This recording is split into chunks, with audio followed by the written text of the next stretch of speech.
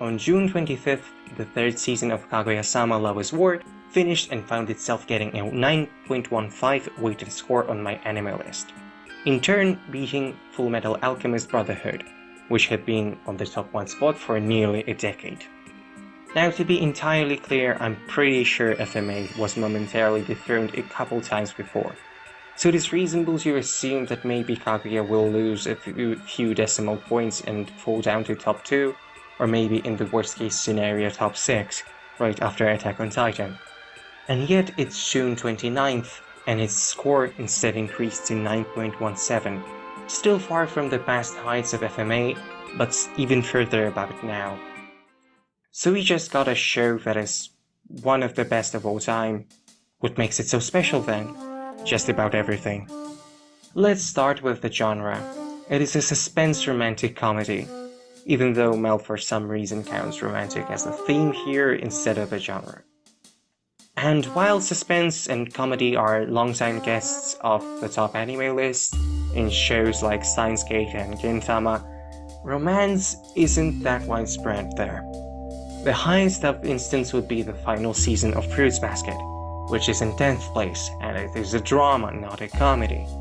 So Kaguya definitely seems to be the first to execute its genre so well, but thanks to what exactly? Well, first and foremost, it's the writing. For the most part, it's flawless. Even in the setting of an elite school where every student is some kind of CEO's child, something to which few of us can relate, it creates situations and dilemmas all too familiar.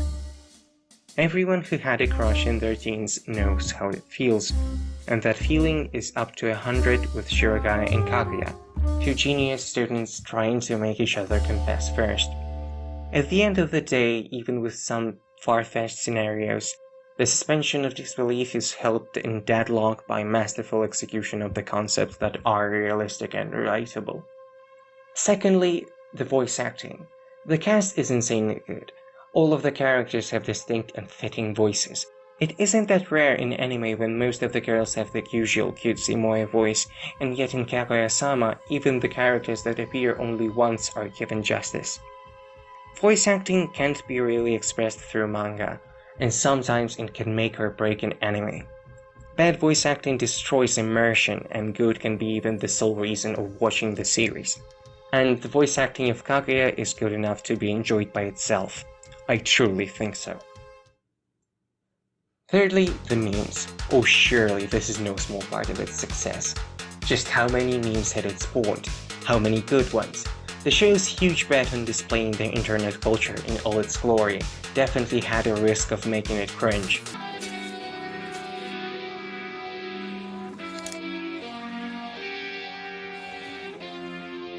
Yes, my man.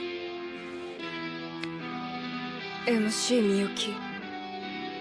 But even more so, considering the adaptation is very faithful to the manga, which came out years ago. But in the end, even the left field references as the 4-year-old PUBG reference with the tier 3 helmet which Chica said to withstand the shot from Kar 98K, it still is somewhat natural, so you enjoy it, at least if you get the reference, that is. After all, it's a show depicting young people, and what better way to make it believable than to just use what was popular among the young people in reality. But in that case, as the author, you need to be in touch with the modern culture. And considering that the author Akara Kasaka also writes Oshinoko, another series deeply connected to the modern internet reality, arguably much more so, he definitely has a firm grasp on it. There is a good reason why Kaguya had so many good memes, and I genuinely can't wait for what will come out from the next seasons. Fourthly, the style. Time and time again shows prove that having a distinct and aesthetically pleasing style goes a long way. Attack on Titan has a very distinct style, even if it is sometimes considered crude. I personally think it adds to it being so dark and believable. Demon Slayer has a very beautiful and distinct style as well. And of course, most animes try to be as different as they can, but there is a problem. How many fantasy worlds have you seen depicted in anime? How many school anime have been made? Far too many.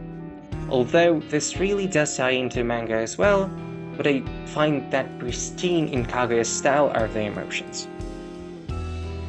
When the core of the show are the characters, not only do they have to be well made, they also have to be easy to understand. And that is something Kaguya nails perfectly. The art itself, when the face of someone's terror takes up the entire screen combined with perfect music for the moment, is something you're unlikely to get tired of. That alone is an edge that I don't remember any other show scratching in just the right way. Also the narrator. I cannot remember many shows that have such a well done and present throughout narrator. In Attack on Titan there was a narrator in the first episode, and then they just disappear. But in Kaguya the narrator is a crucially important character. I almost forgot to mention the amazing openings and the third season's ending. They go extremely well with the flow of the show, and on their own are just bangers. Plus there was the custom one-time ending, my own non-fiction. And it's pretty rare that anime does that, I'd say. And yet it's the second time this series has.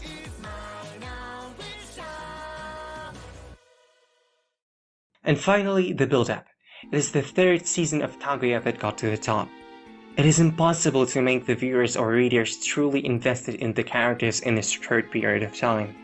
That is precisely why out of the top 10 anime on MAL, 9 have either 50 plus episodes or are sequels, with the 10th remaining being Steins Gate, which has 24 episodes, which isn't that many but still 2 times more than most single seasons of anime. The power of the build-up is something lots of shonen exploit. Hunter x Hunter has almost 150 episodes, not to mention Bleach, Naruto, One Piece, FMA itself. But with romance and suspense, even though the build-up is so potent, it is easy to lose hold of the story for the author. Think Rental Girlfriend, the manga. Not to mention that those types of shows don't necessarily get the runtime they need or deserve. Horimiya's adaptation was amazing, but the story was cut quite a bit to fit 13 episodes. Who knows, maybe it would hit even harder were it given 24. So it is even more exhilarating to see shows like Kaguya, which with every season seem to get better and better. Okay, although I do think that it is very much possible that Kaguya will not hold the top 1 spot for long, finishing the show had left such a strong impression on me that I felt the need to share it, even if I have never done that before. Definitely a 10 out of 10 for me. I think there are only 2 other series that I could prattle this much about in the first place. But yeah, I guess thanks for watching. Since I went through with this, I probably will make something similar in the future. So likes and subs would be greatly appreciated. Farewell. MC みゆき